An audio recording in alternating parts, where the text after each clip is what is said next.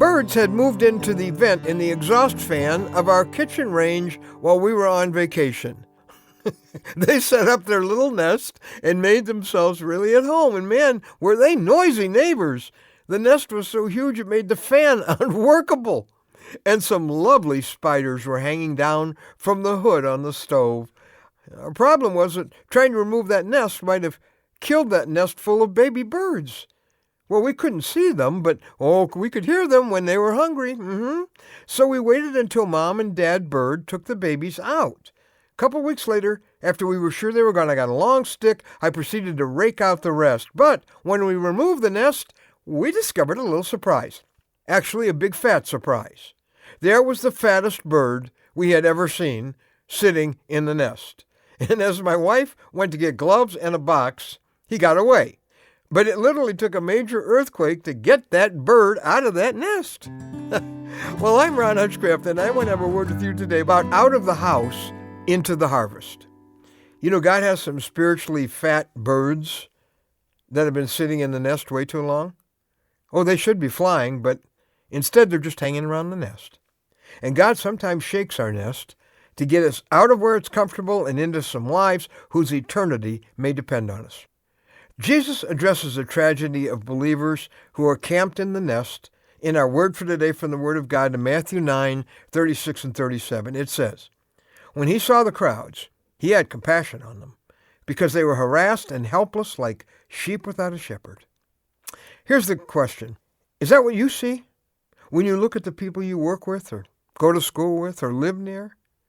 When you ask Jesus for a heart like his, those people you see almost every day never look the same again to you. No matter how together they may appear, you see them as sheep with no clue where to go, people with the pain that sin causes. You see them as future inhabitants of hell without Jesus the rescuer, unless someone close to them intervenes with the news that Jesus has died so they don't have to. Then Jesus reveals this deadly equation. The harvest is plentiful, but the workers are few. Farmers tell me that to them, the word harvest means ready. So Jesus is saying, hey, the ready is plentiful. He's got all kinds of lost people ready to hear about him. The lost people aren't his problem. It's his people. It's us.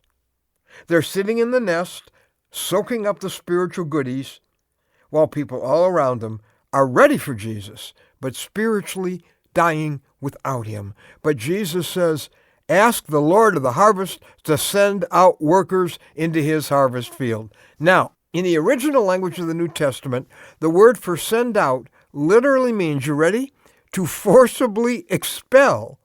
Jesus has to shake our nest, make us restless with our comfort zone, let us know that there's something we're missing, and then get us to join him in rescuing the dying, his life's mission. Words like evangelism, witnessing, they just don't convey the life or death urgency the Bible is describing when it tells us to rescue those being led away to death.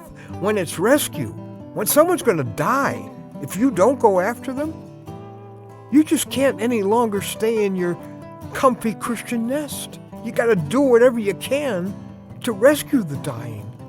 And maybe God even wants to use these words to shake you out of your nest and get you into the mission for which his Son gave his life. We can rest in heaven forever. We only have now to help some people we know be there with us. As Amy Carmichael said so powerfully, we will have all eternity to celebrate our victories, but only a few short hours to win them. My friend, we are in those few short hours.